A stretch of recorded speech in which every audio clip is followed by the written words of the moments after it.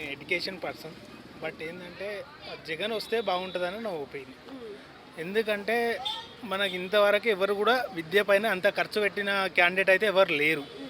ఉన్నదంటే జగన్ ఒకడే. ఎందుకంటే ఇప్పుడు పిల్లలకు ఎంత పెద్ద ఆస్తులు కొనిచ్చినా ఏది రాదు. ఎందుకంటే వాళ్ళకు స్టడీ అనేది, ఎడ్యుకేషన్ అనేది ఇంపార్టెంట్. అందువల్ల నేను వండర్ఫుల్ స్కీమ్, వండర్ఫుల్ జగన్. అంటే జగన్ పాలనలో రౌడీ రాజకీయాలు ఉన్నాయి అంటున్నారు కదా, ఎంతవరకు నిజం? క్యాండిడేట్లను చేంజ్ చేసుకోవాలి, సిస్టమ్ మార్చుకోవాలి. అది ఒపీనియన్ అనేది వాళ్ళ పార్టీ కార్యకర్తల మీద ఆధారపడి ఉంటుంది. అమ్మఒడి పథకం కింద స్టార్టింగ్లో 15,000 ఇచ్చారు, ఇప్పుడు అది 12,000కి అయింది. మరి 3,000 ఎక్కడికి వెళ్తున్నాయి అనుకోవచ్చు?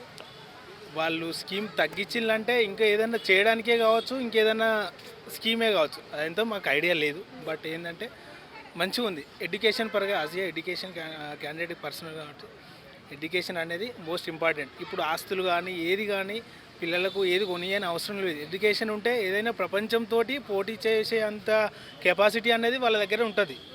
అది వాళ్ళనే నిలబెడుతుంది అంతే, అంతకంటే మించింది ఏం లేదు. అంటే లాస్ట్ టైం చూసుకున్నప్పుడు అయితే మనకి జగన్ గారికి 151 వచ్చాయి సీట్స్, ఇప్పుడు వై నాట్ 175 అంటున్నాడు. మరి 175కి ఎన్ని సీట్స్ రావచ్చు?